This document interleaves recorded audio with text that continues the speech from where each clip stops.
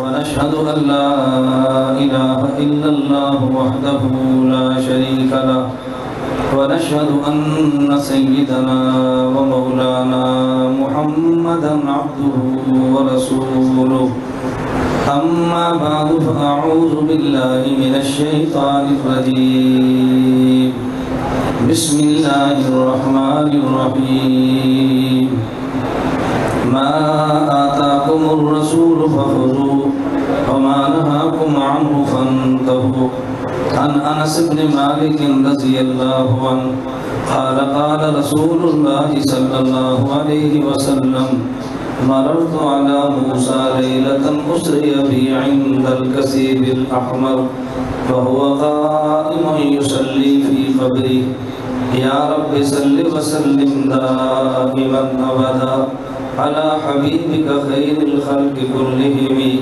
هو الحبيب الذي ترجى شفاعته لكل هول من الأهوال مقتحم اللهم صل على محمد وعلى آل محمد كما صليت على إبراهيم وعلى آل إبراهيم إنك حميد مجيد اللهم بارك على محمد وعلى آل محمد كما باركت على إبراهيم وعلى آل إبراهيم إنك حميد مجيد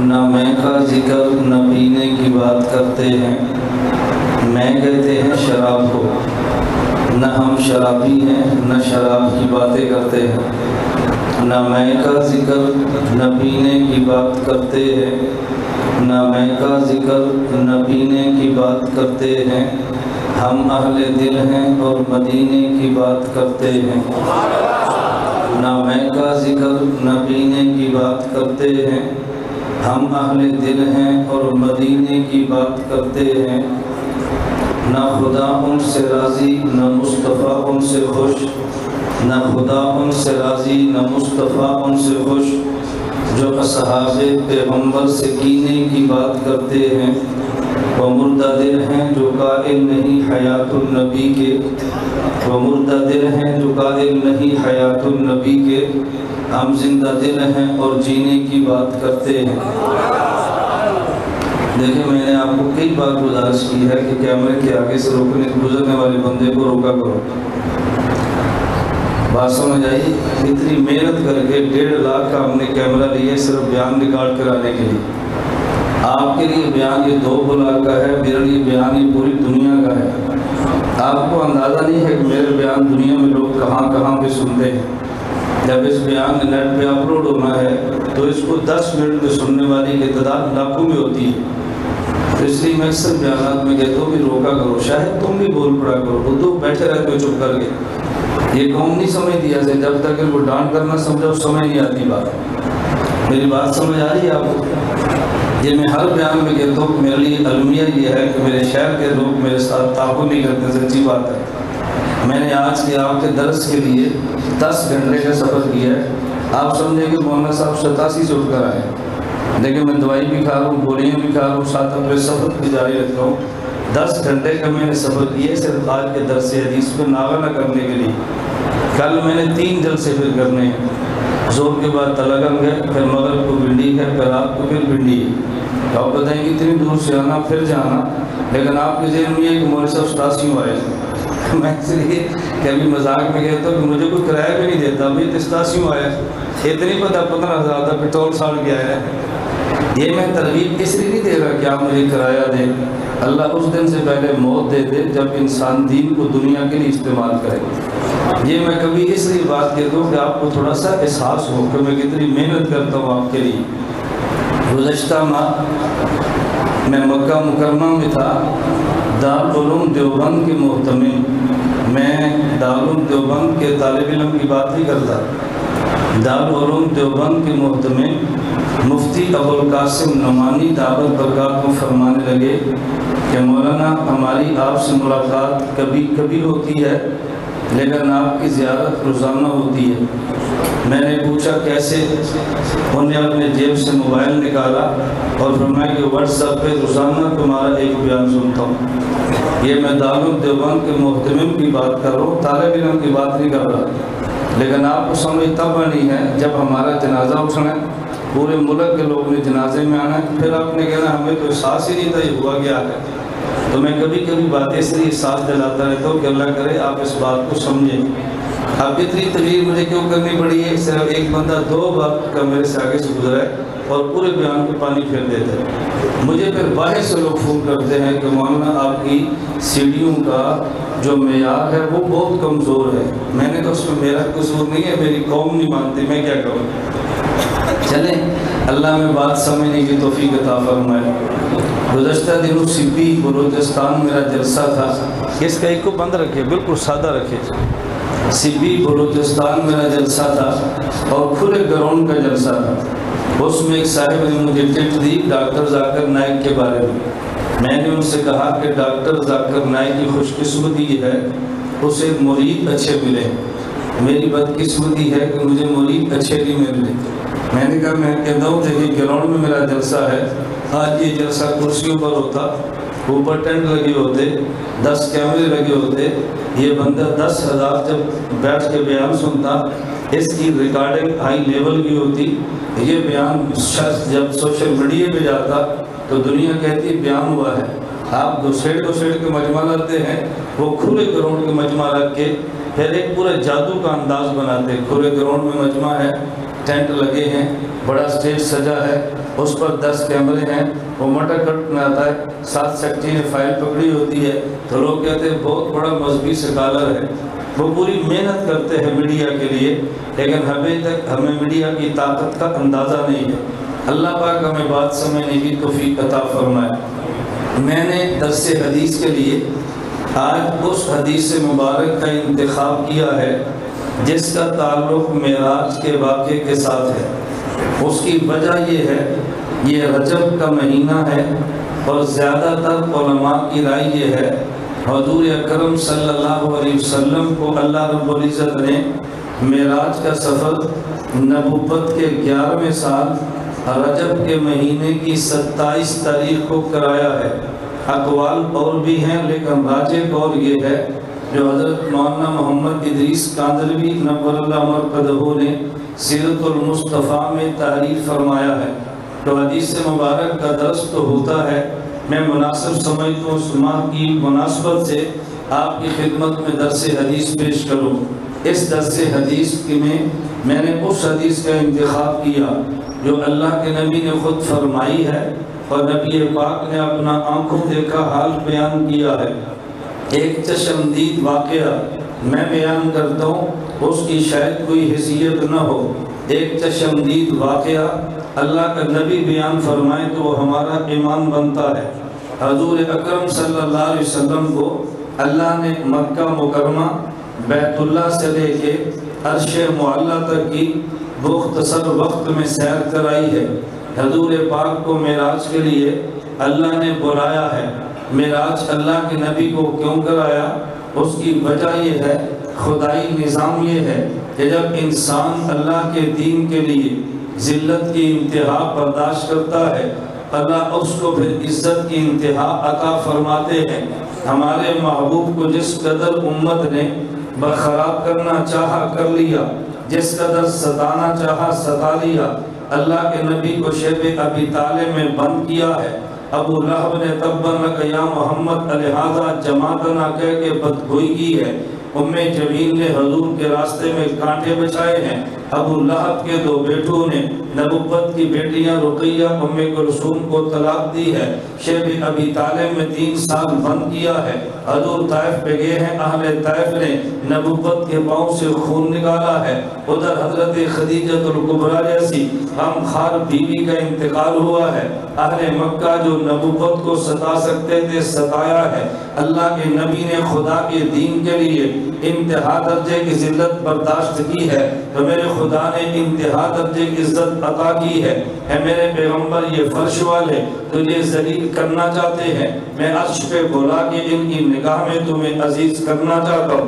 تو جس قدر انسان ذلتیں برداشت کرتا ہے اسی قدر اللہ عزت عطا فرماتے ہیں کہ خدائی نظام ہے۔ خدا نے محبوب کو عزت دینے کے لیے عرش معلی تک کی سیر کرائی ہے۔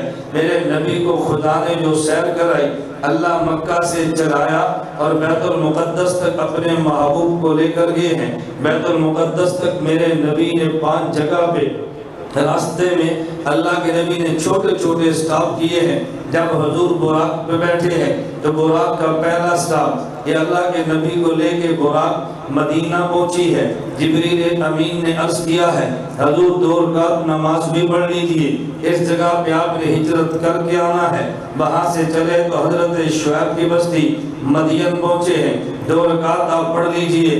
وہاں سے چلے تو طور سینا پہنچے ہیں، یہاں 2 رکعت پڑھ لیجئے۔ وہاں سے چلے تو بیت اللحم پہنچے ہیں، حضور یہاں بھی 2 رکعت پڑھ لیجئے۔ وہاں سے چلے تو بیت المقدس پہنچے ہیں، حضور یہاں بھی 2 رکعت پڑھ لیجئے۔ اللہ کے نبی نے 5 مقامات پہ 2 رکعت پڑھی ہے۔ میں نقطہ پیش کرنا چاہتا ہوں، اپنے نظریے کے حوالے سے سننا۔ اس سے بڑا پوری تاریخ انسانی میں کوئی سفر نہیں ہے جو اتنے تھوڑے وقت میں اتنا لمبا سفر طے ہوا ہو۔ تو جب وقت تھوڑا ہو، سفر بہت لمبا ہو، نماز مختصر سے مختصر ادا کی جاتی ہے۔ اللہ کے نبی کا اتنے لمبے سفر میں 5 مقامات پہ 2 رکعت نماز پڑھنا اس بات کی دلیل ہے شریعت میں مختصر سے مختصر نماز 1 رکعت والی نہیں ہے، بلکہ کم از کم نماز 2 رکعت والی ہے۔ اگر 1 رکعت کی نماز ہوتی، کسی مقام پہ اللہ کے نبی 1 رکعت نماز پڑھ لیتے، اس لیے 1 رکعت کی بحثیں چھوڑو، امت کو بتاؤ کہ کم از کم 2 رکعت نماز بنتی ہے۔ اللہ کے نبی نے 2 رکعت پڑھی ہے۔ پھر اللہ کے نبی نے 4 مقامات پہ نماز تنہا پڑھی ہے، بیت المقدس میں جماعت کرائی ہے۔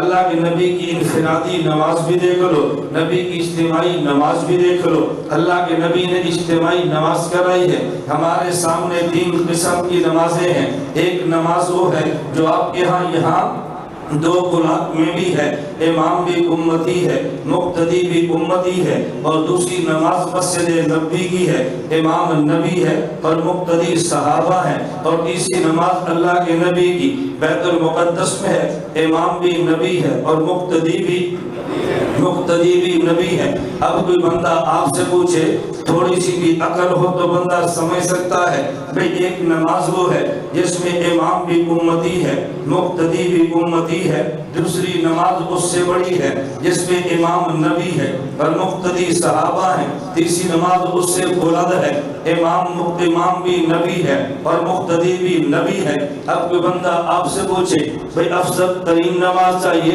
یا ادنا ترین نماز چاہیے، ہم ادنا نماز کی بات نہیں کرتے، ہم اعلیٰ نماز کی بڑھتے ہیں جہاں امام بھی امتی ہو، مقتدی بھی امتی ہو، یہ نماز ادنا ہے، امام نبی ہو، مقتدی صحابہ ہو، یہ نماز درمیانی ہے، اور جہاں امام بھی نبی ہو، مقتدی بھی انبیاء ہو، یہ امام سب سے اعلیٰ ہے۔ آج ہمیں لوگ تانا دیتے ہیں کہ تم امام کے پیچھے کھڑے ہوگے فاتحہ کیوں نہیں پڑھتے؟ میں نے کہا اس لیے کہ اعلیٰ نماز ہے ہی، اللہ کے نبی امام بنے ہیں، باقی انبیاء مقتدی بنے ہیں۔ میں یہ بات تحدی کے ساتھ کہہ دو، کوئی ایک قرآن کی آیت دکھا دو، کوئی ایک حدیث مبارک دکھا دو، کوئی تاریخ کی روایت پیش کر دو انبیاء نے حضور کے پیچھے فاتحہ پڑھی ہو، جب نہیں پڑھی تو پھر تجھے مان لینا چاہیے۔ آگے امام فاتحہ پڑھ رہا ہے، مقتدی انبیاء فاتحہ نہیں پڑھتے، وہ فاتحہ پڑھیں گے بھی کیوں؟ امام قرآن والا ہے، مقتدی تورات والا ہے، امام قرآن والا ہے، مقتدی انجیل والا ہے، امام قرآن والا ہے، مقتدی زبور والا ہے، امام قرآن والا ہے، مقتدی صحیفے والا ہے۔ وَلَقَدْ آتَيْنَاكَ سَبْعًا مِنَ الْمَثَانِي وَالْقُرْآنِ الْعَظِيمِ۔ فاتحہ ملے انہی ہے، پیچھے والوں کو فاتحہ ملی جو نہیں ہے وہ فاتحہ پڑھیں گے کیسے؟ تو پتہ یہ چلا امام الانبیاء فاتحہ پڑھ رہے ہیں، مقتدی فاتحہ نہیں پڑھتے، تو قیامت کے دن اگر اللہ اعلان فرما دے بھئی جن نے امام کے پیچھے فاتحہ نہیں پڑھی وہ کھڑے ہو جائے، وہاں صرف میں اور آپ کھڑے نہیں ہوں گے، 1,24,000 انبیاء بھی کھڑے ہوں گے، جہاں وہ جائیں گے وہاں ہم جائیں گے، جہاں وہ جائیں گے وہاں ہم جائیں گے۔ اس لیے جو بندہ یہ فتویٰ دیتا ہے کہ امام کے پیچھے نماز نہ پڑھے تو فاتحہ نہیں ہوتی، یہ فتویٰ مجھ اور تجھ پہ نہیں ہے، یہ فتویٰ انبیاء پر ہے۔ انبیاء نے امام کے پیچھے فاتحہ نہیں پڑھی، ان کی نماز نہیں ہوتی، تو پھر ہماری بھی نہیں ہوئی۔ جب ان کی ہو گئی ہے ہماری نماز کیوں نہیں ہوتی؟ میں بتا یہ رہا تھا یہ نبوت کے کچھ واقعات پیش آئے ہیں۔ اللہ کے نبی نے 4 جگہ پہ نماز تنہا پڑھی ہے، وہ 2 رکعت سے کم نہیں پڑھی، ایک مقام پہ جماعت کے ساتھ پڑھی نہیں بلکہ حضور نے پڑھائی ہے۔ ہم اس انفرادی نماز کے بھی قائل ہیں، ہم اجتماعی نماز کے بھی قائل ہیں۔ اللہ کے نبی وہاں سے چلے ہیں، میں صرف نظریات پہ بات کرنے لگا ہوں، میں نے وہ حدیث مبارک آپ کو تفصیل سے سمجھانی جو میں نے تلاوت کی ہے۔ حضور وہاں سے عرش پہ جانے لگے، نبی کا ایک سفر مکہ سے لے کے یہاں تک کا مکمل ہوا ہے، میرے نبی کا دوسرا سفر بیت المقدس سے لے کے عرش والا شروع ہونے لگا ہے۔ اللہ کے نبی جب گئے ہیں پہلے اعمال آسمان پہ ملاقات حضرت آدم سے ہے، دوسرے آسمان پہ ملاقات حضرت عیسیٰ سے ہے، تیسرے آسمان پہ ملاقات حضرت یوسف سے ہے، چوتھے آسمان پہ اللہ کے نبی سے ملاقات حضرت ادریس سے ہے، 5ویں آسمان پہ ملاقات حضرت ہارون سے ہے، 6ٹھے آسمان پہ ملاقات حضرت موسیٰ سے ہے، 7ویں آسمان پہ ملاقات حضرت ابراہیم سے ہے۔ سوال پیدا ہوتا ہے جب خدا نے ملاقاتیں کرائی ہے یہ ترتیب کیوں بنائی ہے؟ انبیاء اور بھی تھے، صرف ملاقاتیں ان سے کیوں ہے؟ ان میں بھی یہ ساتھ تھی، یہ ترتیب کیوں بنائی ہے؟ تو پہلے آسمان پہ ملاقات حضرت آدم سے ہے، ان کا حق پہلے بنتا تھا، وہ ابو الانبیاء جو ہیں، اے حضور پہلی ملاقات اپنے ابا جی سے کر لیجئے، حضرت آدم ہے، اوپر کی ملاقات عیسیٰ سے ہے، حضرت عیسیٰ وہ نبی ہے جن کو خدا نے زندہ اٹھایا ہے، پھر دوبارہ خدا نے اتارنا ہے، فرمایا ابا جی سے بھی مل لیجئے جو آپ سے پہلے زندہ گیا ہے، ان سے بھی مل لیجئے، یہ وہ شخص جو زندہ گیا بھی ہے جس نے زندہ آنا بھی ہے۔ اس کے بعد حضرت عیسیٰ کے بعد حضرت یوسف سے ملاقات کرائی ہے، حضور کو بتانے کے لیے آپ نے مکہ میں سختیاں جھیلی ہیں اور غیروں سے نہیں اپنوں سے جھیلی ہیں۔ اس یوسف کو دیکھ لو، اس نے تکلیفیں برداشت غیروں سے نہیں اپنوں سے کی ہے، لیکن ایک وقت ان پہ آیا تھا، یہ فاتح بنے تھے، ان نے اپنوں کو معاف کر دیا تھا، ایک وقت آنا ہے آپ نے فاتح بننا ہے، اس یوسف کی طرح آپ نے معاف کر دینا ہے۔ حضور اوپر گئے ہیں، ملاقات حضرت ادریس سے ہے، نبی نے مکہ سے مدینہ جانا تھا اور بادشاہوں کو خطوط لکھنے تھے، فرمایا ادریس سے ملو، انہوں نے خطوط ایجاد کیے ہیں۔ اللہ کے نبی اوپر گئے ہیں، ملاقات حضرت ہارون سے ہے، حضرت ہارون سے ملاقات اس لیے حضرت موسیٰ تورات لینے کے لیے پیچھے ہارون تھے، ان کی قوم نے گھسالہ پرستی یعنی انہوں نے بچڑے کی پوجا کی ہے، پھر ان کی قوم کو قتل کیا گیا ہے، یہ بتا دیا حضرت ہارون کے دور میں شرک ہوا، ان کی قوم قتل ہوئی ہے، نبی آپ کی امت اگر شرک کرے گی ان کو میدان بدر میں قتل کیا جائے گا۔ اوپر حضرت موسیٰ سے ملاقات کرائی ہے، حضرت موسیٰ علیہ السلام نے شام میں جہاد کیا ہے، میرے نبی آپ بھی نکلیں گے، حضور شام کے جہاد کے لیے تبوک تک گئے ہیں، حضرت موسیٰ شام گئے ہیں لیکن فتح خود نے کیا، ان کے جانے کے بعد ان کے جانشی حضرت یوشع بن نون نے فتح کیا ہے، حضور آپ چلے جائیں گے، آپ کے بعد آپ کے جانشی حضرت عمر شام کو فتح کریں گے۔ اوپر سے ابراہیم ہے، فرمایا وجہ یہ ہے ایک کعبے کا بانی ہے، ایک کعبے کا محافظ ہے، مصطفیٰ تم نے کعبے کی حفاظت کرنی ہے، ابراہیم نے کعبہ بنایا ہے، حضرت ابراہیم کعبے کے بانی ہے، تم کعبے کے محافظ ہو، ابراہیم کعبہ بنا کے چلے گئے ہیں، مشرکین نے بت رکھ دیے ہیں، اب صفائی آپ نے کرنی ہے، خدا نے ان ساتھ سے ملاقات کرائی ہے، حضور پھر اوپر گئے ہیں، اوپر سدرۃ المنتہا ہے، سدرہ بیری کا نام ہے، منتہا اینڈ و اختتام کا نام ہے، میں آج کی زبان میں کہہ دو سدرۃ المنتہا یہ جنکشن ہے، نیچے والے اعمال وہاں جاتے ہیں، اوپر والے فرشتے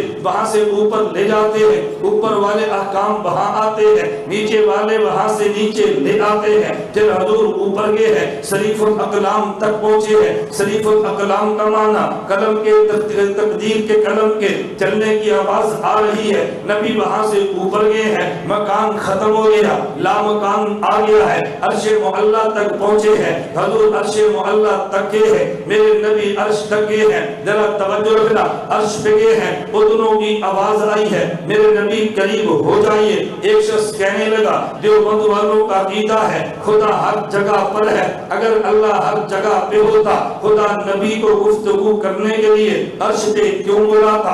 عرش پہ بلا کے گفتگو کرنا اس بات کی دلیل ہے اللہ عرش پہ ہے، اللہ ہر جگہ پہ نہیں ہے۔ میں نے کہا تمہاری بات کو مان لیا جائے، پھر کوئی بندہ کہے گا خدا تو ہی طور سینہ پر ہے، اس کی وجہ یہ ہے جب حضرت موسیٰ سے گفتگو کرنی تھی خدا نے طور سینہ پہ بلایا ہے، اگر خدا عرش پہ ہوتا طور سینہ پہ بلا کے بات کیوں کرتا؟ تیسرا بندہ کہہ دے گا خدا دو بلاک کی موتی مسجد میں ہے، بھئی تیری دلیل کیا ہے؟ جب ہم نے خدا سے بات کرنی ہو ہم نماز پڑھتے ہیں، جب نماز پڑھنی ہو تو دو بلاک مسجد میں آتے ہیں، اگر سامنے کو ہے ہی نہیں تو بات کس سے کرتے ہیں؟ سامنے کوئی بھی نہ ہو بندہ باتیں کرے، اسے عقل والا نہیں کہتے۔ پتہ یہ چلا خدا یہاں موجود ہے۔ میں نے کہا تم جواب کیا دو گے؟ اس لیے دیوبند کا نظریہ واضح ہے، خدا کی ذات ہر جگہ پر ہے، لیکن اس بندے سے بات کہاں کرنی ہے؟ بندے کی حیثیت کو دیکھ کے اللہ جگہ کا انتخاب کرتے ہیں۔ اگر بندہ مجھ جیسا آپ جیسا ہے گفتگو کے لیے انتخاب دو بلاک کی مسجد کا ہے، اگر بندہ موسیٰ کلیم جیسا ہے انتخاب طور سینہ کا ہے، بندہ محمد حبیب جیسا ہے انتخاب عرش معلی کا ہے۔ تکبیر، تاج و تخت ختم نبوت، تاج و تخت ختم نبوت، محمد ہمارے، محمد ہمارے، محمد ہمارے، نعرہ تکبیر۔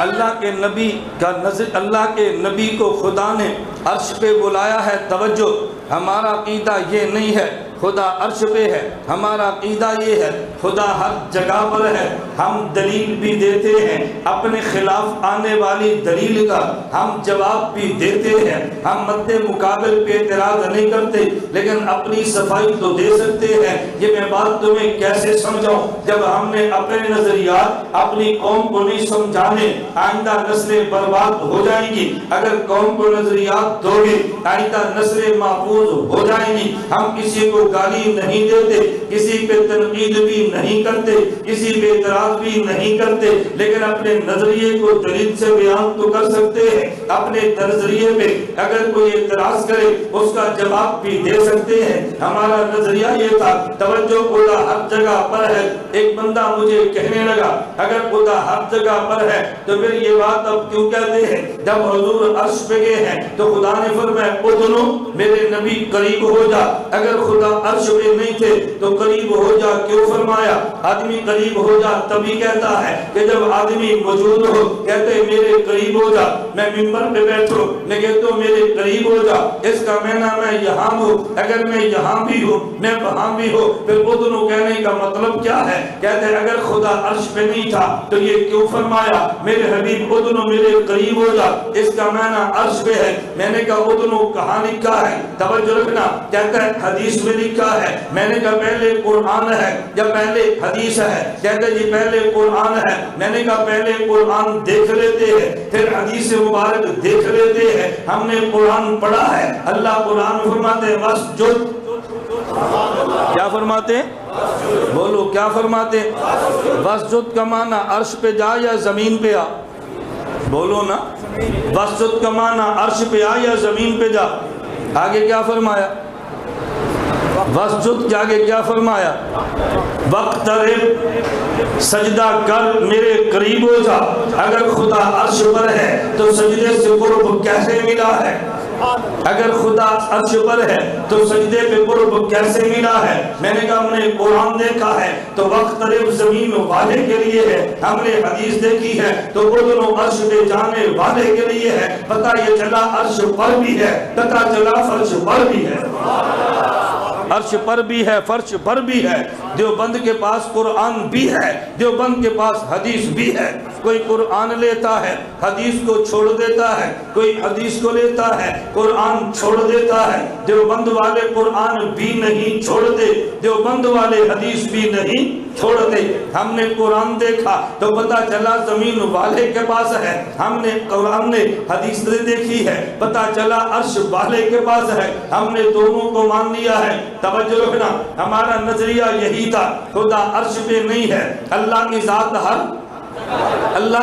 ہر جگہ پر ہے۔ پھر ہمارا نظریہ ہے اللہ کے نبی عرش پہ گئے ہیں، خدا سے بات بھی کی ہے، خدا کا دیدار بھی کیا ہے، ہمارے نبی نے اللہ کی بات کو سنا بھی ہے، اللہ کی ذات کو دیکھا بھی ہے۔ مقابلے میں اور آگے توجہ، بھئی تم کہتے ہو تمہارے نبی نے خدا کو دیکھا ہے، میں نے کہا جی ہاں ہم کہتے ہیں دیکھا ہے۔ کہتے حدیث مبارک کون سی ہے جس سے پتہ چلا؟ میں نے کہا خصائص الکبریٰ میں ہے، حدیث موجود ہے۔ عبداللہ بن عباس رضی اللہ عنہما فرماتے ہیں رسول اللہ صلی اللہ علیہ وسلم نے فرمایا رأیت ربی عز وجل، میں نے خدا کو دیکھا ہے۔ انس بن مالک کہتے ہیں رسول اللہ صلی اللہ علیہ وسلم نے فرمایا رأیت نور العظم، میں نے نور اعظم کو دیکھا ہے۔ کہ یہ جو تم نے حدیث بیان کی ہے یہ تو قرآن کے خلاف ہے۔ قرآن کریم میں ہے لا تدرکہ الابصار وهو یدرک الابصار، کوئی آنکھ بھی خدا کو نہیں دیکھ سکتی۔ حدیث میں حضور نے دیکھا ہے، یہ حدیث قرآن کے خلاف ہو گئی۔ میں نے کہا ہم خانقاہ والے ہیں، ہم تبلیغ والے ہیں، ہم بد دعا نہیں دیتے، ہم تمہیں دعا دیتے ہیں اللہ تمہیں ہدایت دے، ہدایت کے بعد جنت میں جگہ دے۔ فوراً کہتے ہیں آمین۔ میں نے کہا جنت میں جا کے خدا کا دیدار کرے گا؟ کہتے ہیں جی کروں گا۔ میں نے کہا کہاں لکھا ہے؟ کہتے ہیں ترمذی کی حدیث میں لکھا ہے جنت والے جنت میں جا کے خدا کا دیدار کریں گے۔ میں نے کہا میں نہیں مانتا۔ مجھے کہتے ہیں کیوں نہیں مانتا؟ میں نے کہا حدیث قرآن کے خلاف ہے۔ جب قرآن میں آ گیا کوئی آنکھ بھی خدا کو نہیں دیکھ سکتی تو جنت میں جا کے کیسے دیکھے گا؟ فوراً کہنے لگا لیکن اس آیت کا معنی یہ ہے کہ جنت، اس آیت کا معنی یہ ہے کوئی آنکھ بھی زمین پہ رہتے ہوئے خدا کو نہیں دیکھ سکتی، میں جنت میں جا کے دیکھوں گا۔ میں نے کہا ہم نے کب کہا ہے مصطفیٰ نے فرش پہ دیکھا ہے؟ ہم بھی تو کہتے ہیں عرش پہ جا کے دیکھا ہے، ہم بھی تو کہتے ہیں تکبیر، تاج و تخت ختم نبوت، شان رسالت، عظمت مصطفیٰ، نعرہ تکبیر، ہم بھی نعرہ تکبیر، تاج و تخت ختم نبوت، علماء حق، علماء دیوبند۔ میں تو چونکہ جلسوں کے درمیان آپ کو بتا نعرے مرواتا نہیں ہونا، میں نے کہا جب مارنا ہے تو پھر سارے مارے۔ ہم تو سب کے دل لگتے ہیں، ہم تو تبلیغ والے، ہم دل توڑتے نہیں ہیں، دلوں کو جوڑتے ہیں۔ دل توڑنا بہت آسان ہے، جوڑنا بڑا مشکل ہے۔ جوڑنے پہ سال لگتے ہیں، توڑنے پہ سیکنڈ لگتا ہے۔ یہ مسجد آپ نے بنائی ہے نا، فوراً نہیں بنی، بڑی دیر لگتی ہے۔ اللہ اس کو آباد اور ارشاد رکھے۔ توجہ رکھے، میں بات سمجھا رہا تھا۔ میں نے کہا ہم نے کب کہا ہے حضور نے فرش پہ دیکھا؟ ہم بھی تو کہتے ہیں عرش پہ جا کے دیکھا ہے۔ میرے نبی عرش پہ گئے ہیں، توجہ رکھنا، حضور عرش پہ گئے۔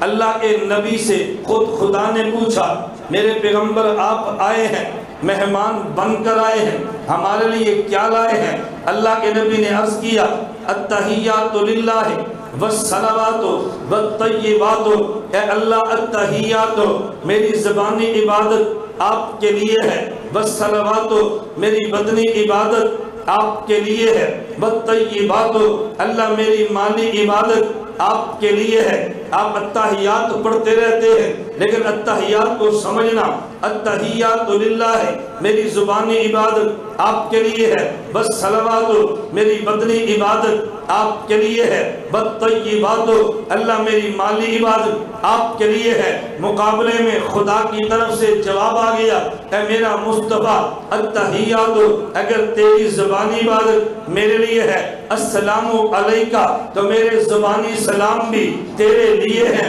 والصلوات اگر تیری بدنی عبادت میرے لیے ہے تو رحمت اللہ تیرے میری طرف سے رحمتیں بھی تیرے لیے ہیں، والطیبات اگر تیرا مال میرے لیے ہے تو وبرکات ہو تیرے مال میں میری طرف سے برکتیں بھی تیرے لیے ہیں۔ التحیاتو یہ تینوں کے مقابلے میں ہے، التحیاتو کے مقابلے میں السلام، والصلواتو کے مقابلے میں رحمت اللہ، والطیباتو کے مقابلے میں وبرکاتہ ہو۔ میں اس لیے کہتا ہوں آدمی سمجھ کے نماز پڑھے تو مزہ اور ہے، اگر سمجھ کے نہ پڑھے تو مزہ اور ہے۔ اللہ کے نبی سے یہ خدا کی گفتگو چلی ہے، میں درمیان میں ایک علمی لطیفہ پیش کر کے آگے چلتا ہوں۔ حضرت امام اعظم ابو حنیفہ نعمان بن ثابت میرے اور آپ کے امام ہیں۔ امام اعظم ابو حنیفہ تشریف فرما ہے، ایک دیہات سے بدو آیا، عرابی آیا، آ کر امام صاحب سے سوال کیا، اب بابن او ببابین، توجہ رکھنا، اب بابن او ببابین، امام صاحب نے جواب دیا ببابین، اس نے دعا دی ہے بارک اللہ فیکا کما بارک فی لا بلا، امام صاحب نے فرمایا آمین۔ وہ دیہاتی چلا گیا، شاگردوں نے کہا حضرت بات سمجھ نہیں آئی، نہ اس کا سوال سمجھ آیا نہ آپ کا جواب سمجھ آیا۔ امام صاحب فرمانے لگے التحیات دو قسم کا ہے، ایک التحیات وہ ہے جو آپ نماز میں پڑھتے ہیں، التحیات للہ والصلوات والطیبات، اس میں دو واو ہیں، التحیات للہ والصلوات نمبر 2 والطیبات، یہ دو واو ہیں۔ اس نے مجھ سے پوچھا ہے التحیات نماز میں کون سے پڑھے؟ ایک حدیث میں 2 واو والا ہے، ایک حدیث میں 1 واو والا ہے، التحیات للہ والصلوات الطیبات، میں کون سا التحیات پڑھا کرو؟ اب بابن او ببابین، 1 واو والا یا 2 واو والا؟ میں نے اسے جواب دیا ببابین، تم 2 واو والا پڑھا کرو۔ یہ خوش ہو کے مجھے اس دیہاتی نے جواب دی ہے، کہتے ہیں بارک اللہ فیکا کما بارک فی لا بلا۔ اس نے دعا دیتے ہوئے قرآن کی اس آیت کی طرف اشارہ کیا جس میں زیتون کے درخت کے بارے میں خدا نے یوں فرمایا زیتون اللہ شرقیہ ولا غربیہ، زیتون ایسا درخت ہے لا شرقیہ اس جیسا مشرق میں نہیں، ولا غربیہ اس جیسا مغرب میں نہیں۔ اللہ نے 2 بار لا استعمال کیا، لا شرقیہ ولا غربیہ۔ اس نے مجھے دعا دی ہے بارک اللہ فیکا، اللہ تمہارے علم میں ایسے برکت دے جیسے زیتون کے درخت میں برکت دی ہے، وہ بھی لا بلا ہے، خدا تمہیں بھی لا بلا بنائے، وہ جیسا نہ مشرق میں نہ مغرب میں، تم جیسا بھی نہ مشرق میں ہو نہ مغرب میں۔ انہوں نے کیسے نے اس آیت کا اشارہ کیا ہے اور میں نے اس پہ آمین کہی ہے۔ آپ نے اندازہ کیا ہمارے امام اعظم ابو حنیفہ کتنے ذہین آدمی ہیں، اتنے ذہین کہ بندہ سوچ نہیں سکتا۔ حضرت امام اعظم ابو حنیفہ کی مجلس میں ایک بچہ آیا، توجہ رکھنا، ایک بچہ آیا، اس نے آ کر امام صاحب سے پوچھا مجھے ایک مسئلہ بتائیں۔ ایک آدمی نے عشاء کی نماز پڑھی ہے، توجہ رکھنا، عشاء کی نماز پڑھی ہے، نماز پڑھ کے وہ آدمی سو گیا ہے، اس نے مسئلہ پوچھا۔ ایک آدمی نے عشاء کی نماز پڑھی ہے، نماز پڑھ کے سو گیا ہے، اس کو رات کو غسل کی حاجت ہو گئی ہے، فجر کی اذان سے پہلے اب عشاء کی نماز دوبارہ پڑھے یا پہلی نماز کافی ہے؟ امام صاحب فرمانے لگے عشاء کی نماز دوبارہ پڑھے۔ وہ چلا گیا، شاگردوں نے کہا ہمیں یہ بات سمجھ نہیں آئی، آپ نے کیسے بات فرمائی ہے؟ امام صاحب نے دعا بھی دے دی اور فرمایا قد یفلح ھذا الصبی انشاءاللہ، یہ بچہ کل کو بہت بڑا آدمی بنے گا، یہ کامیاب ہوگا۔ شاگرد کہنے لگے ہمیں سمجھ نہیں آئی، اس نے مسئلہ پوچھا عشاء کی نماز پڑھ کے بندہ سو جائے، غسل کی حاجت آ جائے تو پھر یہ دوبارہ عشاء پڑھے؟ آپ نے فرما دیا دوبارہ پڑھے، دوبارہ لٹانے کی ضرورت کیا ہے؟ امام صاحب فرمانے لگے یہ بچہ ذہین بھی ہے، یہ بچہ شرمیلا بھی ہے، اس نے مسئلہ کسی اور کے لیے نہیں، اس نے اپنے لیے پوچھا ہے۔ یہ عشاء کی نماز پڑھ کے سویا، تو یہ نابالغ تھا، فجر کی اذان سے پہلے یہ بالغ ہو گیا، اب یہ پوچھتے میں نماز دوبارہ پڑھوں یا نہ پڑھوں؟ تو میں نے سمجھایا جو پہلے عشاء پڑھی ہے یہ چونکہ بچہ تھا اس پہ فرض نہیں تھی، جب فرض اب ہوئی ہے تو دوبارہ پڑھے گا نا۔ جب عشاء کے وقت میں بالغ ہو گیا تو عشاء کی نماز فرض اب ہے تو پڑھے گا نا۔ اس بچے نے اپنے بارے میں پوچھا ہے، لیکن تم بات کو سمجھے نہیں ہو۔ امام اعظم ابو حنیفہ علم والے بھی تھے، اس لیے علم والا ان کی قدر کرتا ہے، اور جس کے پاس علم نہ ہو وہ امام ابو حنیفہ سے عداوت رکھتا ہے۔ ہم اہل علم دیوبند والے امام کے علم کی قدر کرتے ہیں۔ میں خیر سمجھا ہی رہا تھا، ذرا مسئلے کو سمجھے، درمیان میں جملہ سمجھے۔ السلام علیکہ ایھا النبی ورحمۃ اللہ وبرکاتہ۔ میں نے ایھا النبی آپ کو سمجھانا ہے۔ ہمارے ہاں یا موتی مسجد میں 5 اذانیں ہوتی ہیں، لیکن کسی اذان سے قبل کوئی بندہ الصلاۃ والسلام علیکہ یا رسول اللہ نہیں کہتا۔ ہمیں لوگ تعجب سے پوچھتے ہیں بھئی تم اذان دیتے ہو، اذان سے پہلے تم صلاۃ کیوں نہیں پڑھتے؟ میں نے کہا اس لیے کہ ہم عاشق پیغمبر ہیں۔ اس نے کہا کیسے عاشق پیغمبر ہو کہ تم درود نہیں پڑھتے؟ عاشق تو درود پڑھا کرتا ہے۔ میں نے کہا بھئی پڑھا کرتے ہیں، لیکن اذان سے پہلے جو تو نے کہا ہم یہ نہیں پڑھتے۔ اس نے کہا کیوں نہیں پڑھتے؟ میں نے کہا اس لیے کہ دیوبند کا عقیدہ ہے ہم یہاں سرگودا میں زندہ ہے، ہمارے نبی مدینہ منورہ اپنے روضہ میں زندہ ہیں، حضور بہت بڑے ہیں ہم بہت چھوٹے ہیں، ہم یہاں زندہ نبی وہاں زندہ، ہم بہت چھوٹے ہیں حضور بہت بڑے ہیں۔ اور جب چھوٹا دور سے بڑے کو یا کہہ کے آواز دے تو یہ خلاف ادب ہے۔ ہم عاشق پیغمبر ہیں، ہم نبی کی شان میں بے ادبی نہیں کرتے۔ جب سرگودا میں ہو اللہم صلی علی محمد دن کہتے ہیں، جب نبی کے روضے پر جائیں الصلاۃ والسلام علیکہ یا رسول اللہ کہتے ہیں، ہم دور سے پکارنے کو خلاف ادب سمجھتے ہیں، ہم اس لیے یا نہیں کہتے۔ توجہ رکھنا، اس لیے ہم یا نہیں کہتے۔ میں مسئلہ سمجھانے لگا ہوں، میں نے بڑی اہم دلیل کا جواب دینا ہے۔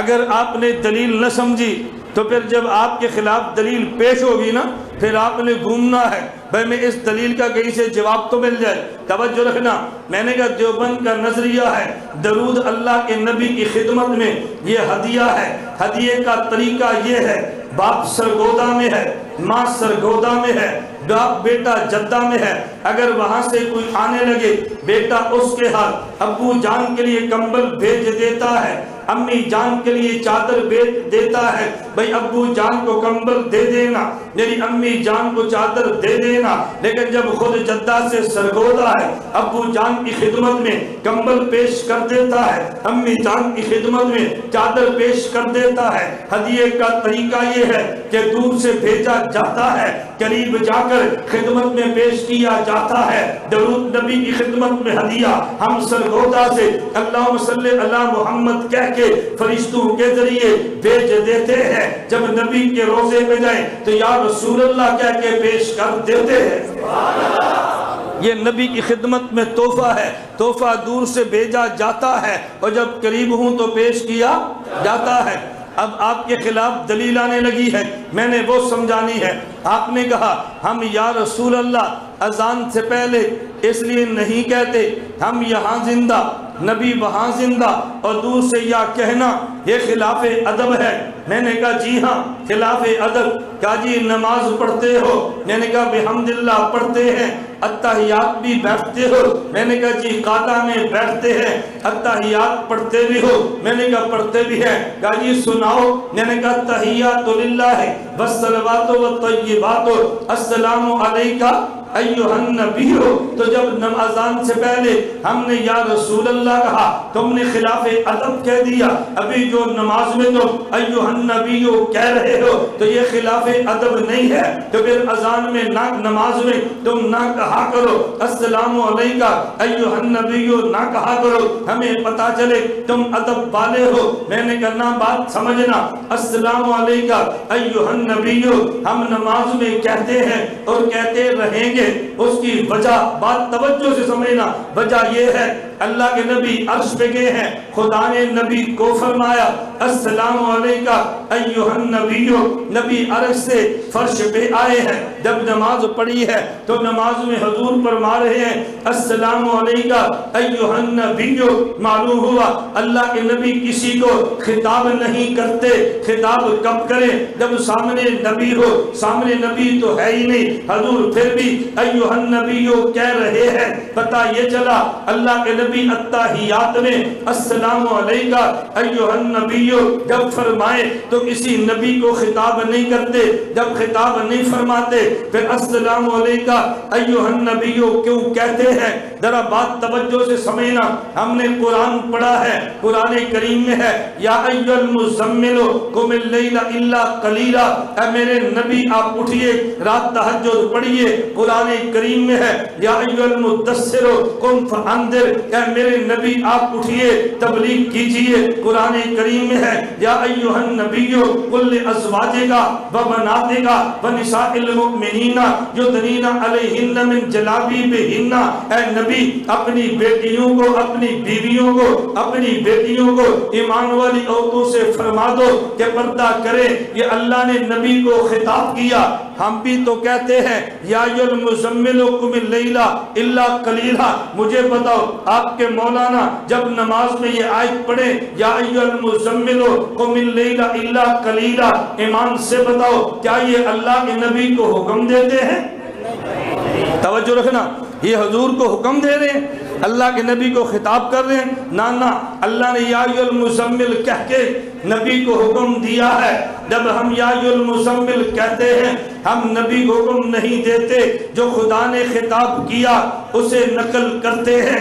یا ایھا المدثر قم فانذر، خدا نے نبی کو حکم دیا ہے۔ جب ہم یا ایھا المدثر کہتے ہیں ہم نبی کو حکم نہیں دیتے، خدا کے خطاب کو نقل کرتے ہیں۔ یا ایھا النبی قل لازواجک، خدا نے نبی کو حکم دیا بیوی بیٹیوں کو کہہ دو پردہ کرو۔ جب ہم یا ایھا النبی قل لازواجک کہتے ہیں ہم نبی کو حکم نہیں دیتے بلکہ خدا کے حکم کو نقل کرتے ہیں۔ اب بات سمجھ آگئی، یا ایھا المزمل خدا نے حکم دیا، ہم نے کہا تو خطاب نقل کیا۔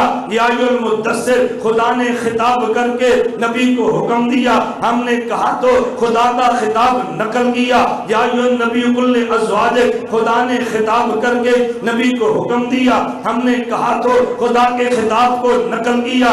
عرش پہ السلام علیکہ ایھا النبی، خدا نے نبی کو خطاب کیا۔ جب ہم اذان میں، جب ہم نماز میں السلام علیکہ ایھا النبی کہتے ہیں ہم نبی کو خطاب نہیں کرتے بلکہ خدا کے خطاب کو نقل کرتے ہیں۔ خطاب نہیں کرتے بلکہ خدا کے خطاب کو نقل کرتے ہیں۔ میں نے کہا اذان سے پہلے جب تو یا رسول اللہ کہے تو نبی کو خطاب کرتا ہے، جب ہم نماز میں السلام علیکہ ایھا النبی کہے ہم خطاب نہیں کرتے، خدا کے خطاب کو نقل کرتے ہیں۔ بڑے کو دور سے خطاب کرنا خلاف ادب ہے، بڑے کے خطاب کو نقل کرنا عین ادب ہے۔ اس کی وجہ اور ہے، اس کی وجہ توجہ رکھنا۔ میں اس مسئلے پہ روشنی نہیں ڈالتا، میں صرف آپ کو معراج کی رات کے ان واقعات کی روشنی میں اہل و سنت کے نظریات دے رہا ہوں تاکہ ہمارے علم میں ہو ہمارے عقائد و نظریات کیا ہے۔ اللہ کے نبی عرش پہ گئے ہیں، حضور عرش سے نیچے فرش پر آئے ہیں، نبی مکہ مکرمہ میں حضور تشریف لے آئے، راستے میں کئی واقعات پیش آئے، ان میں سے ایک واقعہ اللہ کے نبی نے جو خود نقل فرمایا، میں اس واقعے کو پیش کرنے لگا۔ اللہ کے نبی فرمانے لگے میں مکہ سے گزرا، مدینہ بھی گیا ہوں، بیت المقدس بھی گیا ہوں، مدین بھی گیا، طور سینہ بھی گیا، توجہ طور سینہ بھی گیا، لیکن ایک ایسی جگہ پر گیا جہاں حضرت موسیٰ کی قبر تھی۔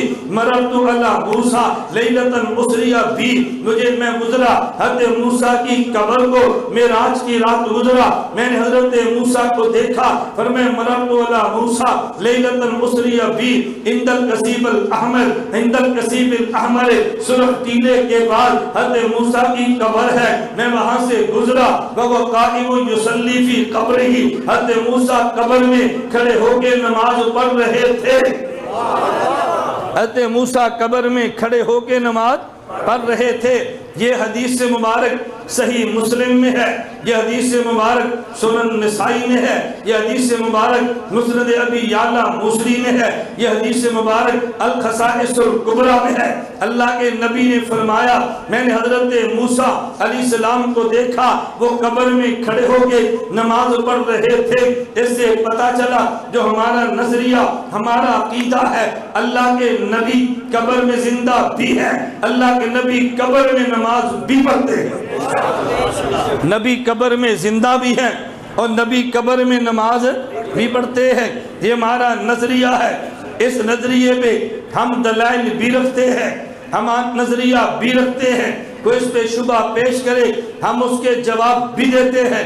چلے میں 3-4 باتیں کہتا ہوں، ذرا نوٹ فرما لیں، چونکہ ہمارا یہ درس حدیث ہے، درس قرآن نہیں ہے، آپ کے علم میں ہے میں انگریزی ماہ کا پہلا جمعہ عشاء کے بعد عثمانیہ مسجد اقبال کالونی میں درس قرآن دیتا ہوں، سارے دلائل قرآن سے دیتا ہوں، کیونکہ یہ درس حدیث ہے، اس لیے میں سارے دلائل حدیث سے دیتا ہوں۔ میں نے وضاحت کیوں کی ہے، کوئی بندہ تمہیں یہ نہ کہے کہ مولانا نے حیات النبی پہ حدیثیں پیش کی ہیں، بھئی آیت تو پیش نہیں کی، میں نے کہا اس لیے کہ درس حدیث ہے تو ان میں حدیثیں ہی پیش کروں گا، درس قرآن ہوگا تو آیتیں ہی پیش کروں گا۔ ابھی چند دن قبل 29 اپریل کو بعد نماز مغرب جس طرح آپ کی یہ موتی مسجد ہے میاں والی، وہ بھی موتی مسجد ہے، میرا 5واں سالانہ جلسہ حیات الانبیاء کا تھا، میں نے صرف ایک آیت پہ 1.5 گھنٹہ گفتگو کی اور قرآنی آیت سے ثابت کیا اللہ کے نبی قبر میں زندہ ہے، قرآن نے وضاحت کی ہے۔ میں صرف یہ بتانے لگا، ذرا 4-5 باتیں سمجھ لیں۔ نمبر 1 ہمارا نظریہ ہے اللہ کے نبی، توجہ، اللہ کے نبی کا جسم قبر میں محفوظ ہے، اس پہ حدیث اللہ کے نبی نے فرمایا ان اللہ حرم علی الارض ان تاکل اجساد الانبیاء، خدا نے زمین پہ حرام کر دیا ہے وہ نبی کا جسم کھائے، ایسا نہیں ہو سکتا، نبی کا جسم محفوظ، یعنی حدیث پیش کر دی ہے۔ نمبر 2 اللہ کے نبی قبر میں زندہ، الانبیاء احیاء فی قبورہم، نبی قبر میں زندہ، اس پہ بھی حدیث موجود ہے۔ نمبر 3 اللہ کے نبی پہ سلام پڑھو، فرشتے پہنچاتے ہیں، نبی جواب دیتے ہیں۔ حدیث مبارک ما من احد یسلم علی الا رد اللہ علی روحی فرد علیہ السلام، کہ جب بھی میرے اوپر کوئی مسلمان سلام بھیجے خدا میری روح کو متوجہ کر دیتے ہیں، میں اسے جواب دے دیتا ہوں۔ سلام بھی دینا حدیث سے ثابت، جواب بھی دینا اللہ کے نبی کی حدیث سے، ہم سلام کے بھی قائل ہیں، جواب کے بھی قائل ہیں۔ ایک ذرا نقطہ ذہن میں رکھنا، ہم سلام کے بھی قائل، جواب کے بھی قائل۔ میرا ایک جگہ بیان تھا اور بیان تھا چریوٹ میں، عنوان ختم نبوت تھا، مجھ سے قبل ایک مولانا نے بیان کیا اور بیان ختم نبوت پہ فرمایا، وہ لوگوں کو نقطے یاد کرا رہے تھے تو انہوں نے فرمایا بھی ایک دلیل یاد رکھ لو، دلیل یاد رکھ لو، مرزا قادیانی کے جھوٹا ہونے پہ دلیل یاد رکھو کہ مرزا قادیانی کہتا تھا میں عیسیٰ بن مریم ہوں۔ اللہ کے نبی نے فرمایا جب حضرت عیسیٰ بن مریم نازل ہوں گے لَيَنزِلَنَّ عیسیٰ بن مریم امامًا عَدَلًا، وہ حاکم عادل بن کے نازل ہوں گے۔ نمبر 2 لَيَكْسُرَنَّ الصَّلِيبَ، صلیب توڑ دیں گے۔ نمبر 3 لَيَقْتُلَنَّ الْخِنزِيرَ، خنزیر قتل کر دیں گے یعنی یہودیت مٹا دیں گے۔ نمبر 4 لَيُرْزَنَّ عَلَيْهِ الْمَالِ فَلَا يَقْبَلُهُ، مال اتنا عام ہوگا کسی بندے کو دیں گے تو کوئی قبول نہیں کرے گا۔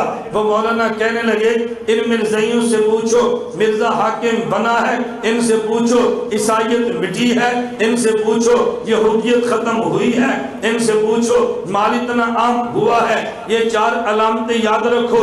اس کے بعد بیان بیان میرا تھا، میں نے بیان میں کہا، میں نے کہا قبلہ میں معذرت کے ساتھ کہتا ہوں ہم بات پوری کرتے ہیں۔ اللہ کے نبی نے 4 نہیں 5 نشانیاں بیان کی ہے، اسی حدیث میں آگے 5ویں نشانی بھی ہے۔ ان سے 5 باتیں پوچھو، ان سے 4 نہ پوچھو، ایک طبقہ روٹھ جائے گا۔ ہم ایک نشانی چھوڑ دیں، ہم سے ایسا نہیں ہوگا۔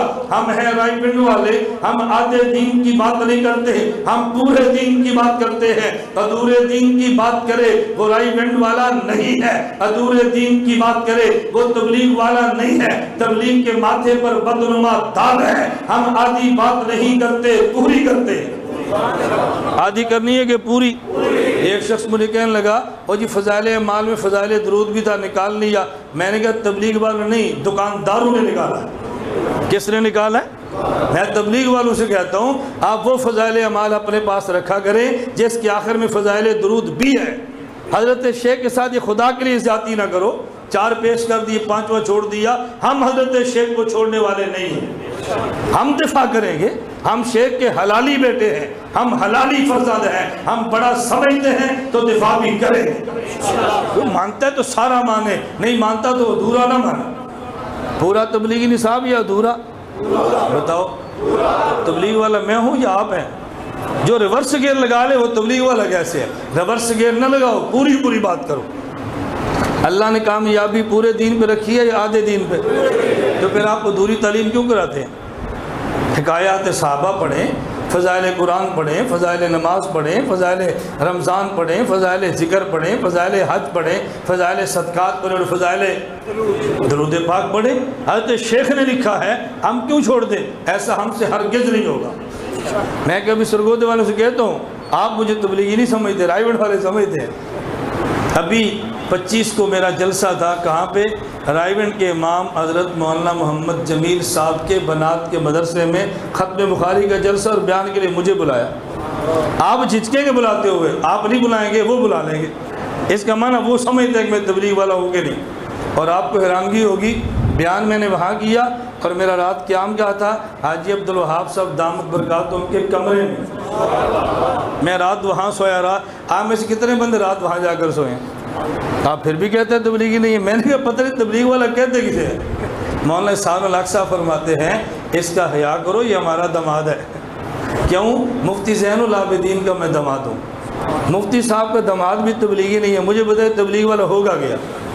اللہ کے لیے کچھ ہاتھ نرم رکھو، جوڑ کی بات کرو، امت میں توڑ کی بات نہ کرو۔ مجھے بتاؤ امت کو جوڑنا ہے یا توڑنا ہے؟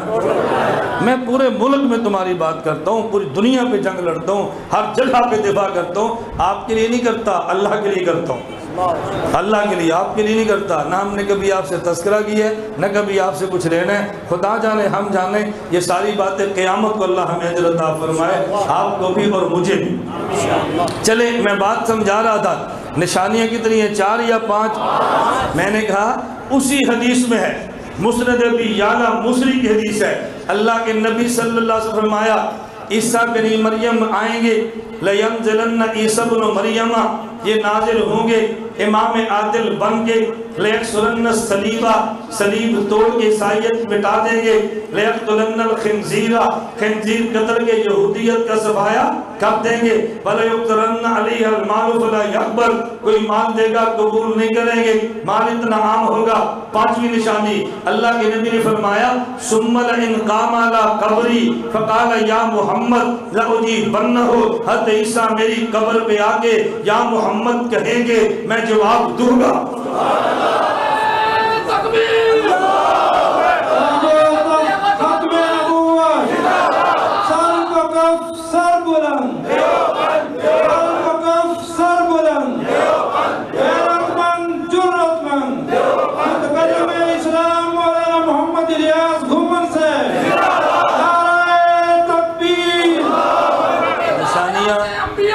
نشانیاں 4 ہیں یا 5 ہیں؟ بولو کتنی ہیں؟ حضور نے فرمایا عیسیٰ میری قبر پر آئیں گے، یا محمد فرمائیں گے میں محمد جواب دوں گا۔ آپ اس بات سے اندازہ کریں، آپ اس بات سے اندازہ کریں یہ فتنہ کتنا بڑا ہے۔ بات سمجھ آئی ہے؟ آپ اس سے اندازہ کریں فتنہ کتنا بڑا ہے۔ توجہ رکھنا، یہودیت کا فتنہ عیسیٰ علیہ السلام اکیلے مٹائیں گے، ایسے ہی ہے، بولو۔ عیسائیت کا فتنہ بولو، اور مماتیت کا اکیلے نہیں، دو نبی مل کے حضرت عیسیٰ یا محمد فرمائیں گے، حضور جواب دیں گے، یہ فتنہ بھی ختم۔ سبحان اللہ۔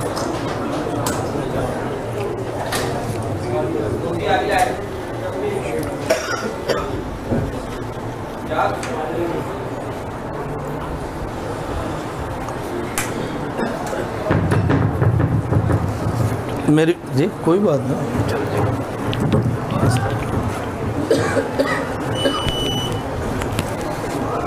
بات سمجھ آ رہی ہے؟ توجہ رکھنا۔ میں یہ بات کہہ رہا تھا، ہمارا نظریہ اللہ کے نبی کا جسم محفوظ، حدیث ہے یا نہیں؟ نبی قبر میں زندہ، حدیث ہے یا نہیں؟ حضور پر سلام پیش و جواب دیتے ہیں، حدیث ہے یا نہیں؟ توجہ، آگے میں نمبر 4 پیش کرنے لگا ہوں۔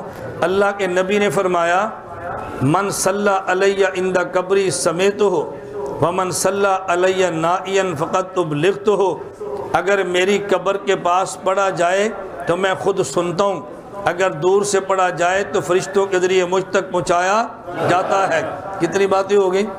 آپ نے باتیں گنی، میں ہر بات پہ حدیث پیش کرنے لگا ہوں۔ میں نے کہا 4، نمبر 5 سنیں، اللہ کے نبی قبر میں نماز پڑھتے ہیں، فی قبورہم یصلون۔ ہمارے نظریے میں 5 باتیں ہیں، ہم نے ہر بات پہ مستقل حدیث پیش کی ہے۔ خدا نے تمہیں دل دیا ہے، کسی عالم کو چٹ دے دو، انہیں کو بھی ہمارے سرگودے کے مولانا نے اپنے 5 نظریات پہ ہر نظریے پر مستقل حدیث پیش کی ہے، ہر نظریے پر مستقل حدیث پیش کی ہے۔ ہمارے نظریات میں کتنے حصے ہیں؟ انگلیاں دیکھ کر بتاؤ کتنے حصے ہیں؟ 5۔ میں گنواتا ہوں۔ نمبر 1، نبی کا جسم، بولو نبی کا جسم، دلیل ان اللہ حرم علی الارض ان تاکل اجساد الانبیاء۔ نمبر 2، نبی زندہ، الانبیاء احیاء۔ نمبر 3، پیغمبر پر سلام پڑھے جواب دیتے ہیں، ما من احد یسلم علیہ الا رد اللہ علیہ روحی فارد علیہ السلام۔ نمبر 4، قریب سے پڑھے خود سنتے ہیں، دور سے پڑھے فرشتے پہنچا دیتے ہیں، من صلی علیہ عند قبری سمیتہ ومن صلی علیہ نائیا فقد ابلغتہ۔ نمبر 5 میں بتا رہا تھا، نبی قبر میں نماز پڑھتے ہیں، فی قبورہم یصلون۔ ہم اپنے نظریات کے ہر جز پہ حدیث رکھتے ہیں، ہر جز پہ حدیث رکھتے ہیں۔ یہ نہیں کہ ایک مسئلے پہ حدیث پیش کر دی اور ایک پہ پیشنے کی۔ اللہ میں بات سمجھنے کی توفیق عطا فرمائے۔ توجہ رکھنا، کوئی بندہ آپ کو یہ بات کہہ دے گا، اور جی حدیث مبارک مولانا نے پیش کی ہے، ہمارا اعتراض ہے۔ میں نے کہا ہم تنقید نہیں کرتے، لیکن جو اعتراض آپ نے اس اعتراض کا جواب بھی دیتے ہیں۔ توجہ رکھنا، میں نے کہا اعتراض کیا ہے؟ کہتے ہیں آپ نے حدیث پڑھی ہے، ما من احد یسلم علیہ الا رد اللہ علیہ روحی، کہ جب کوئی بندہ مجھ پہ سلام پڑھے اللہ میری روح کو لٹا دیتے ہیں۔ جب کوئی مجھ پہ سلام پڑھے اللہ میری روح کو، توجہ رکھیا، اللہ میری روح کو لٹا دیتے ہیں۔ اس نے کہا اس میں تو نبی کو تکلیف دینے والی بات ہے۔ میں نے کہا وہ کیسے؟ کہتے ہیں 1 سیکنڈ بھی ایسا نہیں ہے جب اللہ کے نبی پر کوئی سلام نہ پڑھتا ہو۔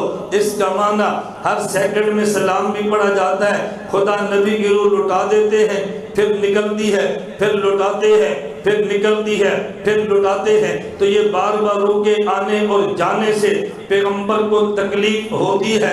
یہ حدیث مان لی جائے، یہ نبی کے شان کے خلاف ہے۔ میں نے کہا نا، ہم نے دیوبند سے حدیث بھی سنی ہے، اس کا مطلب بھی سمجھا ہے۔ شیخ العرب والعجم مولانا حسین احمد مدنی رحمت اللہ علیہ فرماتے ہیں، میں ایک جملہ علماء کے لیے کہہ دوں، پھر بات آپ کو الگ سمجھا دوں گا۔ اور حضرت مدنی کہتے ہیں جب رد القصیلہ الہ ہو تو معنی اعادہ ہے، جب رد القصیلہ علا ہو تو معنی توجہ ہے۔ توجہ رکھے، رد القصیلہ الہ ہو معنی اعادہ، رد القصیلہ علا ہو معنی توجہ۔ یہ میں نے علماء کے لیے بات کی ہے، میں آپ کو سمجھانے لگا۔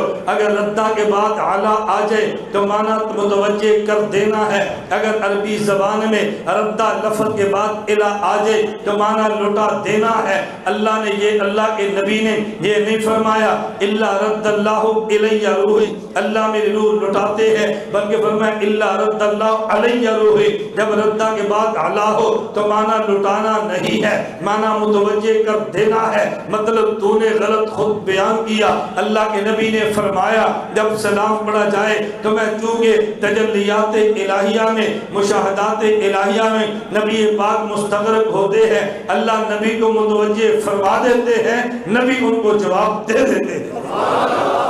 اس سے مراد روح کا لٹانا نہیں ہے، اس سے مراد نبی پاک کو متوجہ فرمانا ہے۔ اور یہ نہیں ہر وقت، یہ ضروری نہیں ہے کہ بالکل اسی طرح جس طرح ایک بڑا آدمی ہو اور اس کے ہزاروں کارخانے ہوں، اس نے حساب چیک کرنا ہو تو اس میں کیا ہوگا، ایک کارخانے کے ایک منشی دوسرا وہ تفصیلی حساب لے کر آئیں گے اور کھڑے رہیں گے، پیچھے دیکھا بھی کیوں آئے ہو، چیک کیا، پھر اپنے کام میں لگ گئے۔ یہ نہیں تھا کہ ایک ایک مزدور کا خود چیک کرے، منشی لے کر آئے ایک بار چیک کر دے۔ ہم سلام پڑھتے ہیں، فرشتے اکٹھے سلام لے کر جاتے ہیں، نبی نے جواب دیا، پھر اپنے کام میں مشغول ہو گئے۔ میں بتا صرف یہ رہا تھا ہمارے نظریات حدیث سے ثابت، میں اس حدیث پہ بات کر کے بات سمیٹتا ہوں۔ حضرت موسیٰ علیہ السلام کے بارے میں اللہ کے نبی نے فرمایا میں حضرت موسیٰ کی قبر سے گزرا، سرخ ٹیلے کے پاس قبر تھی، حضرت موسیٰ کھڑے ہو کے قبر میں نماز پڑھ رہے تھے۔ توجہ، یہ ہمارا نظریہ ہے۔ ایک بندہ کہنے لگا یہ تمہارے نظریے کے خلاف ہے۔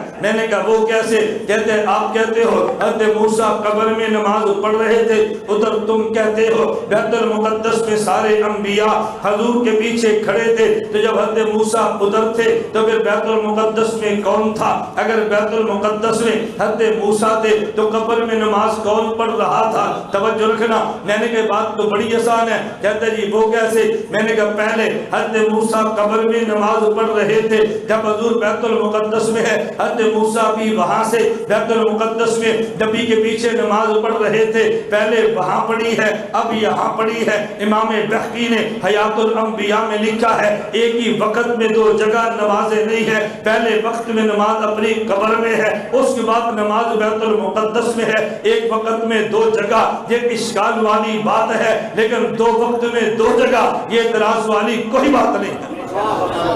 بات سمجھ آگئی؟ چلو پھر سوال سمجھے۔ ہمارا عقیدہ انبیاء اپنی قبروں میں نماز پڑھتے ہیں۔ ایک شخص مجھے کہنے لگا او جی نظریہ تو آپ کا یہ ہے انبیاء قبروں میں نماز پڑھتے ہیں۔ میں نے کہا جی ہاں، ادھر آپ کہتے ہو بیت المقدس میں حضور کے پیچھے نماز پڑھی ہے۔ میں نے کہا جی ہاں، سوال سمجھنا۔ کہتے ہیں اگر بیت المقدس میں انبیاء تھے تو بتاؤ قبروں میں کون تھے؟ اگر قبروں میں خود نبی تھے تو بتاؤ بیت المقدس میں کون تھے؟ میں نے کہا جو قبروں میں وہی بیت المقدس میں تھے۔ کہتا ہے بیت المقدس میں بھی ہیں قبروں میں بھی ہیں، یہ بات کیسے ہے؟ میں نے کہا بات یوں نہیں ہے، جس نے سوال کیا وہ اٹک کر رہنے والا تھا، مجھ سے ٹیلی فون پہ پوچھا، میں نے کہا تم کہاں رہتے ہو؟ مجھے کہتے اٹک میں۔ میں نے کہا کہاں پڑھتے ہو؟ کہتے راول پنڈی۔ میں نے کہا سچ بولو جھوٹ نہ بولو۔ مجھے کہتے جی سچ ہے۔ میں نے کہا یہ جھوٹ ہے۔ مجھے کہتے سچ ہے۔ میں نے کہا جھوٹ ہے۔ مجھے کہتے جی وہ کیسے؟ میں نے کہا جب رہتا اٹک میں ہے تو پنڈی میں کیسے پڑھتا ہے؟ اس نے کہا جی رہتا اٹک میں ہو، پنڈی پڑھنے کے لیے آتا ہو۔ میں نے کہا وہ رہتے قبروں میں ہے، بیت المقدس حضور کے پیچھے نماز پڑھنے کے لیے آئے۔ اگر آپ حضرات رائے گنج میں پھر رہے ہوں، سرگودے والوں سے پوچھو بھائی تو کہاں رہتا ہے؟ وہ کیا کہے گا رائے گنج؟ بولو کیا کہاں رہتا ہے؟ اور اسے کو تو جھوٹ بولتا ہے، کہتا ہے میں سرگودے رہتا ہوں، پھر تو رائے گنج رہے۔ وہ کہے گا نہیں میں رہتا سرگودہ ہوں، یہاں اجتماع کے لیے آیا ہوں۔ انبیاء رہتے قبروں میں ہیں، وہ حضور کے پیچھے نماز کے لیے گئے۔ اس لیے ہم کہتے ہیں انبیاء اپنی قبروں میں، توجہ، انبیاء قبروں میں زندہ۔ ہمارا نظریہ ہے انبیاء کو قبروں میں رزق بھی ملتا ہے، انبیاء کو قبروں میں رزق بھی، نماز بھی پڑھتے ہیں۔ ایک بندہ کہنے لگا اگر نماز پڑھتے ہیں تو وضو کے لیے کہاں جاتے ہیں؟ میں نے کہا صحابہ نے غسل کرایا تھا۔ کہتے جی ہاں۔ میں نے کہا غسل سے وضو ہو جاتا ہے؟ کہتے جی ہاں۔ میں نے کہا وضو کا کرنا تو ثابت، ٹوٹنا تو بتا دے، کرنا ہم بتاتے ہیں۔ جب وضو ٹوٹا ہی نہیں ہے تو کرنے کا مطلب کیا ہے؟ وہ جی انبیاء کو قبر میں رزق ملتا ہے۔ میں نے کہا جی ہاں، قضاء حاجت کے لیے کہاں جاتے ہیں؟ میں نے کہا ہم تبلیغ والے بد دعائیں نہیں دیتے، خدا تجھے ہدایت دے، جنت میں جگہ دے، تو جنت میں کھائے اور پیے گا۔ مجھے کہتے جی ہاں۔ میں نے کہا پیشاب کے لیے جہنم میں جائے گا؟ مجھے کہتے نہیں۔ تو میں نے کہا پھر کہاں جائے گا؟ کہتے جنت میں پیشاب کی حاجت ہی نہیں ہے۔ میں نے کہا تجھے وہاں نہیں ہے، انہیں یہاں نہیں ہے، تیری وہ جنت، ان کی یہ جنت۔ تکبیر، ختم نبوت، علماء دیوبند، سر وقف سر بلند، غیرت مند، ہم نے کہا حیات الانبیاء، تکبیر۔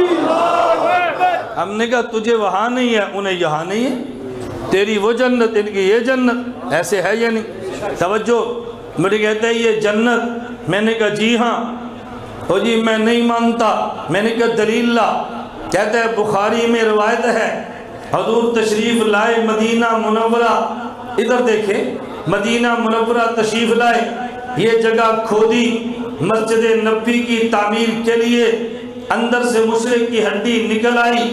اگر یہ جنت ہوتی تو جنت میں مشرک کی ہڈیاں نہیں ہوتی۔ میں نے کہا میں جواب دینے لگا ہوں، حضرت آدم کو پیدا کیا، خدا نے کہا اسجدوا لآدم، میرے آدم کو سجدہ کرو۔ میں نے کہا سب نے کیا الا ابلیسا، ابلیس نے نہیں کیا، ابا انکار کیا، واستکبر تکبر کیا، وکان من الکافرین، وہ کافر ہو گیا۔ میں نے کہا ابلیس کہاں تھا؟ کہتے جنت میں۔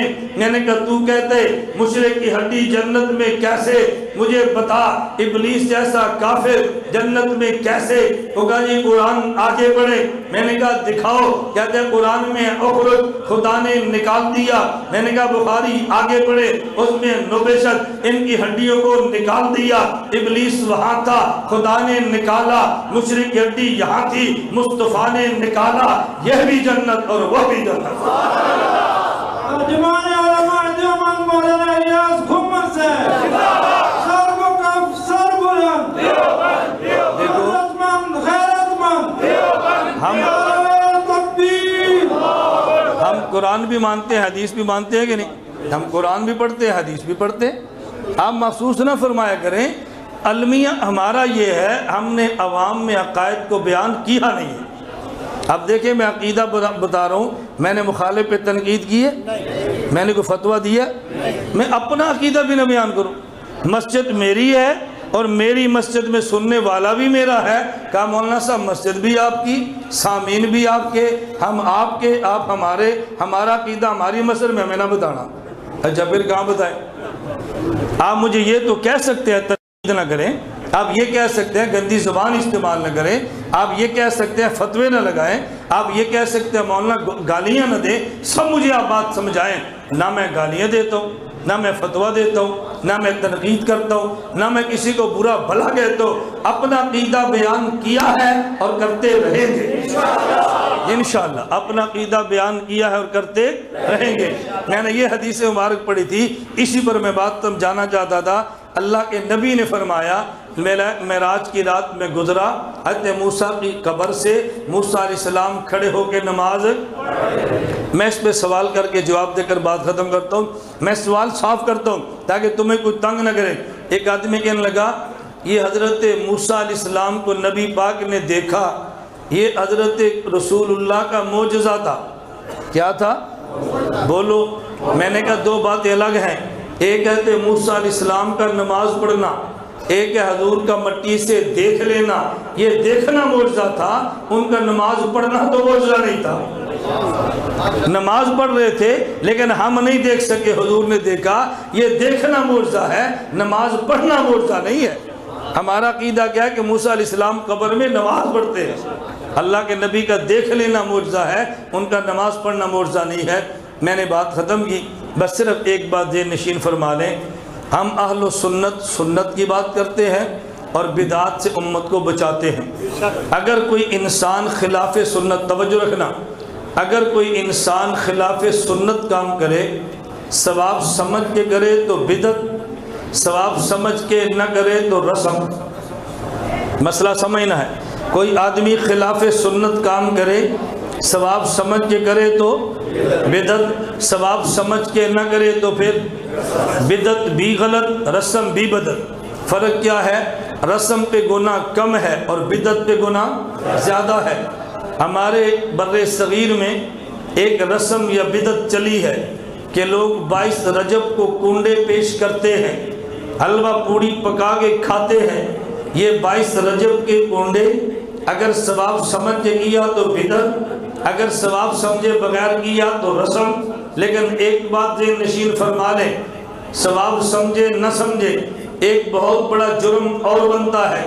وہ جرم یہ ہے کہ لوگ ان کنڈوں کو حضرت امام جعفر صادق کے کنڈے کہتے ہیں، جبکہ حضرت امام جعفر صادق رحمت اللہ علیہ پیدا ہوئے رمضان سن 80 ہجری یا 83 ہجری میں اور وفات پائی ہے شوال 148 ہجری میں، اور کنڈے منائے جا رہے ہیں 22 رجب کو۔ نہ امام جعفر صادق کی پیدائش ہے، نہ یہ ان کی وفات کا دن اور رات ہے۔ ان کی پیدائش رمضان 80 یا 83 ہجری میں اور ان کی وفات شوال 148 ہجری میں۔ حضرت امیر معاویہ رضی اللہ تعالیٰ عنہ جو نبی کے برادر نسبتی بھی ہیں اور فاتح شام بھی ہیں، کاتب وحی بھی ہیں، نبوت کے مایہ ناز صحابی بھی ہیں، پیغمبر کے بعد میں صحابہ والوں میں یہ خلیفہ بھی ہیں۔ امیر معاویہ کی وفات 22 رجب سن 60 ہجری کو ہوئی ہے۔ ہمارے بر صغیر کی ریاست رامپور میں، ایک ریاست رامپور میں 106 عیسوی میں یہ بدعت، یہ گناہ شروع ہوا ہے۔ حضرت امیر معاویہ کی وفات پہ دشمنان صحابہ نے رات کو چھپ چھپ کے یہ کنڈے پکا کے جشن منایا۔ پہلے چھپ کے کھائے جاتے تھے کہ سنیوں کو پتہ چل گیا یہ ہمارے خلاف لڑنے پہ اتر آئیں گے۔ جب سنی شریک ہو گیا اب چھپ کے نہیں، اب کھلائے جاتے ہیں دکھا کے۔ اس لیے میں کہہ رہا ہوں یہ 22 رجب امیر معاویہ کی وفات کا دن ہے۔ 22 رجب کو کنڈے ثواب سمجھ کے کیے تو بدعت، بغیر ثواب کے کیے تو رسم۔ لیکن ان دونوں سے ایک بڑا گناہ یہ ہے، اس گناہ کو سمجھے یہ منائے اس نے جو حضرت معاویہ کا دشمن تھا۔ اگر سنی نے یہ منا لیے ثواب سمجھ کر نہ بھی کھائے ویسے بھی کھا لیے تو یہ مشابہت ان سے ہوگی جو صحابہ کے دشمن ہے۔ اللہ کے نبی نے فرمایا من تشبہ بقوم فہو منہم، جو جس قوم سے مشابہت اختیار کرتا ہے قیامت کے دن انہی کے ساتھ کھڑا ہوگا۔ اس لیے گناہ سمجھے تب بھی نہ کھائیں، رسم سمجھے تب بھی نہ کھائیں، خود بھی بچے امت کو بھی بچائیں۔ اگر تمہارے گھر میں کوئی بھیج دے اس کو کھانے کا جرم نہ کرے، کسی جانور کے سامنے پھینک دے، کسی باہر اس کو رکھ دے۔ صحابہ کی مذمت میں آنے والا کھانا اہل سنت کی غیرت کے خلاف ہے۔ اللہ ہمیں اہل سنت ہی بنائے، بدعات اور رسموں سے بچنے کی توفیق عطا فرمائے۔ وآخر دعوانا